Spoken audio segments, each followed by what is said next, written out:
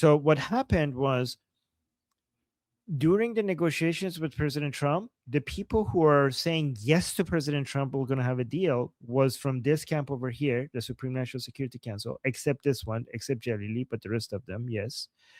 And the people who were shooting at the ships so that the deals don't happen was Mohsen Rezaei advising the Supreme Leadership Office to shoot at ships and basically destroying the deals, that the negotiations that were happening from this side was being destroyed from the people on this side under the advice of Mohsen Rezaei over here. Mohsen Rezaei is the military advisor to the Supreme Leader right now. So what happened is that what they see now, the Islamic Republic, is what they're seeing now is that Mohsen Rezaei's advice worked.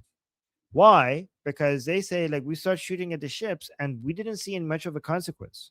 The United States didn't do a major military escalation and we seem to be getting our way. So Mohsen Rezaei was right, and we now have to regain control over the Supreme National Security Council.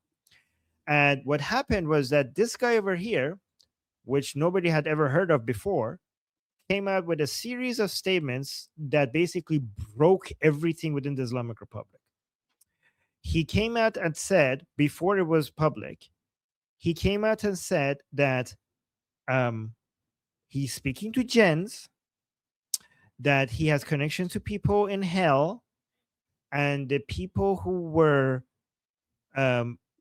stopping the Islamic Republic from getting a nuclear weapon are now burning in hell, including the person who issued a fatwa against the nuclear weapon, meaning that Ali Khamenei is burning in hell. He also said that Mojtaba Khamenei was pushed out of the Supreme Leadership Office when Ali Khamenei was alive. He also mentioned that we are by somebody called Hijazi. He also mentioned some other people within the office of the Supreme Leadership that are Zionists. I'm almost done. This is important. He also mentioned that we need to make a nuclear bomb now and use it right away, instead of so he said all of that.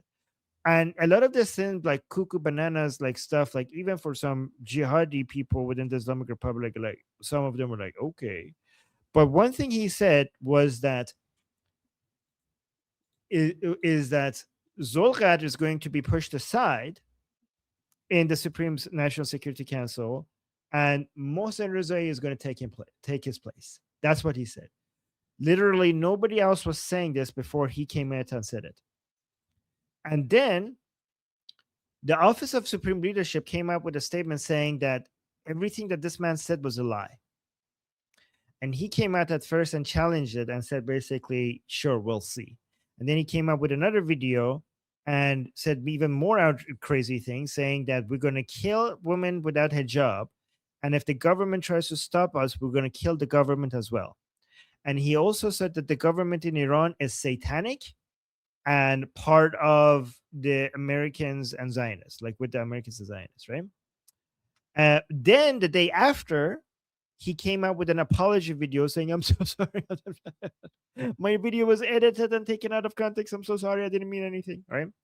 So that was the end of his, it seemed like that was the end of him, until Pezeshkian came out in a statement and said that yes, Zolgad was getting removed and Mohsen Rezaei was about to come in, but we didn't accept it.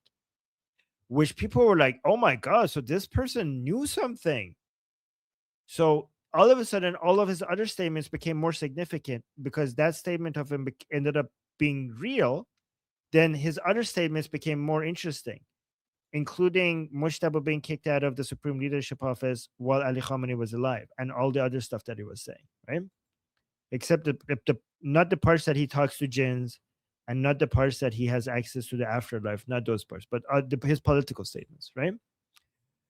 And then we saw that I'll bring up Zolgad's statement before you bring that one. I know, no, not that one, the Zolgad statement. Okay. Oh, the Zolgad, this one. Yes, and then that statement came out, putting 6 conditions for the deal with the United States by Zolgad, which suggests that Zolgad to us on the Persian channel, suggests that Zolgad was trying to show, like, look, guys, I'm also extreme. You don't need to replace me. You don't need to Mm. replace me. I am also extreme. Look at the maximalist demands I have here. Because the Mm-hmm. reason why Zulqad was being replaced is because the idea that these people are not aggressive against Americans, and Mohsen Rezaei, who's basically wants maximalist demands and doesn't want to capitulate to the Americans, we need to put those people in. So the purpose of this letter is to signal that, I am also I am also not capitulating to the Americans. That was the point of this letter. But it didn't work because, Ali, you have now another letter. So now this letter came out and completely confirmed that Kharrazi was right. Because even though we had the first statement by the Office of the Supreme Leadership saying that Kharrazi was lying, bless you. Now we have a second letter signed by the Supreme. Look at that ugly signature, by the way, guys. The ugliest signature I've ever seen in my life. So now we got another statement from the Office of the Supreme Leadership confirming that yes, Mohsen Rezaei is taking the place of Zulqar. And this is how the letter reads. It says, appointment decree. This is allegedly written by Mojtaba Khamenei.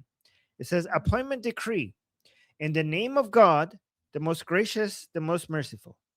Dear brother, Mr. Dr. Mohsen Rezaei, given your valuable experience as one of the pioneers of the proud 8-year sacred defense period, guys, this is referring to the 8-year war between Iran and Saddam, between Iran and Iraq, right?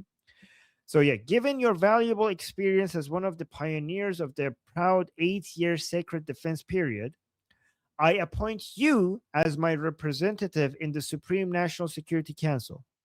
I hope you achieve full success in carrying out this important responsibility.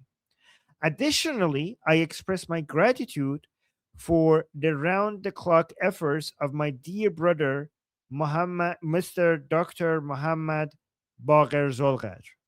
God willing, under the attention of our master, Imam Mahdi, may God hasten his reappearance. May you always remain a striving servant for the proud nation of Iran, Sayyid Mojtaba Khamenei. So this confirms that Kharrazi was right. So his other statements become a lot more interesting.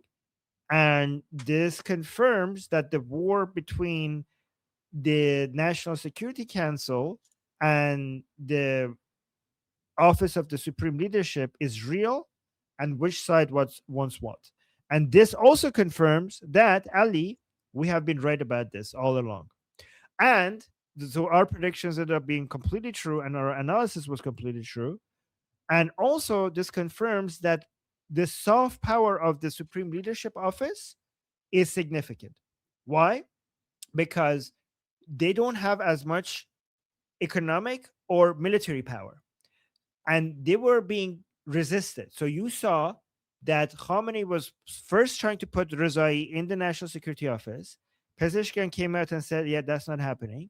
And then Mojtaba, by making this letter, so-called Mojtaba, the Office of the Supreme Leadership, by making this letter public, and because of the position of the Supreme Leadership, it makes it so that, yep, once this letter is out there, you can't actually stop it anymore because nobody is going to come, as of right now, take a position against the Supreme Leadership's order. That would be too much of a cost. So they basically, Mojtaba Khamenei forced the hands of the National Security Council by putting this letter out there and making it public. Does that, guys, does that, Ali, does that make sense? And people in the chat, did I explain this well? Because I want to make sure you And guys all and understand before we what's going on. summarize that, Hmm. and that all to say that now the Islamic Republic's position is what? Because you're on fire. Oh, so that means now the people who want to resist and not capitulate to the Americans now got a little bit more of an upper hand. Ghalibafs is losing a bit of a control, and the office of the Supreme Leadership is back. And remember, every time we said that Ghalibaf has now more control, we always said for now. And we said the office of the Supreme Leadership is irrelevant. We always said for now They will get their act together and they will have a comeback. This is the comeback. So the office of the supreme leadership is not as relevant as when Ali Khamenei was alive, because Mojtaba is missing. So they're limited in how much influence they could have, but they are having somewhat of a comeback. Did they So answer your now, question? Does it make sense? yeah. So to your average American, the quote unquote hardliners who want to go to war and fight America are now emerging as the stronger power. They're gaining an upper hand. Yes. That, along with everything we said before the stream, we'll dive back into this to summarize it for you guys, but everything we just said with Saudi Arabia, with the moving of the defensive interceptor systems, the Patriots, the THAADs, the Islamic Republic is now pushing back for war and no concessions to the United States. The defense pact between these countries, everything. By the way, the militias in Iraq have a month to disarm. Everything is going back to full-scale war. But this time, in my opinion, we're not going to see a war just between the United States, Israel, and Iran. We're going to see a war throughout the entirety of the Middle East with most countries involved. Even if they're not fighting Iran or the US, they will be fighting each other. The Arabs, the Muslims will be fighting each other. So, shall we summarize what you just said? Guys. Yes.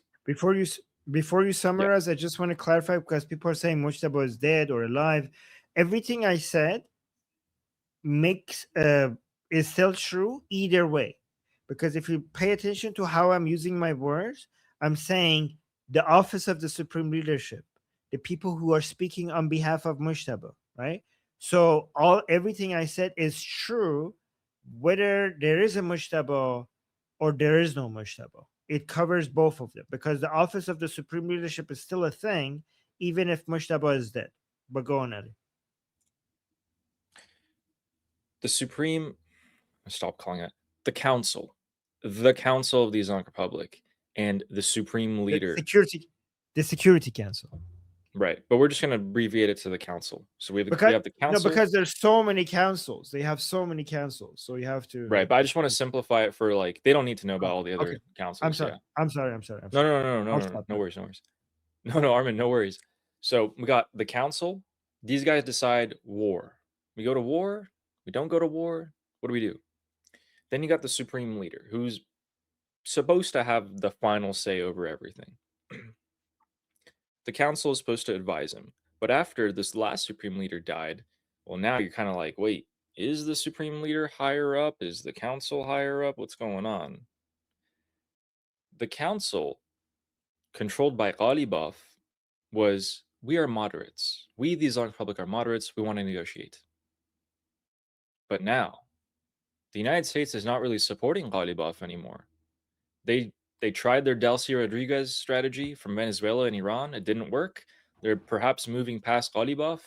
And now the hardliners are getting more of an upper hand. And they want to go back to war with the United States of America. They don't want to face domestic issues inside of Iran. They want to face a united enemy. They want to unite themselves instead of fighting each other within. Unite themselves, go after the Zionists and the Americans.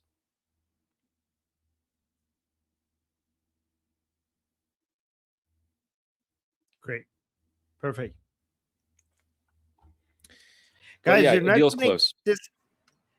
Yeah, guys, every time he's saying that, he's being sarcastic. If you're new here, guys, I promise you, you're not gonna get this anywhere else, including the places that I'm invited. Ali, I was just on I-24 News. They asked me questions on I-24 News. I'm like, guys, I'm an expert. They keep asking me for my expert opinions, but you're not even gonna get that there, because they gave me like 2 minutes. So I don't get to say all of this there. So you this information that I just gave you, I promise you're not going to get it anywhere else regarding what's happening. You're not even going to get this even on Persian social media at this level of detail. Yep, that's true. And we do get into nitty gritty, but then we do summarize it for you guys. If you listen through it, you will get the very simplified version, and you're able to see, just from the past few months, if you watched our show, what we say has come true. Oh, look at this. Deborah is saying you did really well on I-24 despite the time limit. Oh, you guys saw Nice. it? Thank you so much. Yes. Guys, I'm getting better and better. I'm like, oh my god, I have like so little time, and I don't have to pick which ones of the points I Yeah. want to make. And I'm getting practice. So thank you, Deborah. Appreciate that. My name is Armin Navabi. I'm an Iranian political analyst with decades of experience fighting the Islamic regime inside and outside of Iran. Make sure you follow me for more, and also make sure you join our discussion group. I'm there almost every single day. Come talk to me there and the rest of the people there in our group calls. It's a great place to meet and talk to people who like talking about politics. The link is in the description and or in the bio. You could also get there by scanning the QR code on the screen. See you there.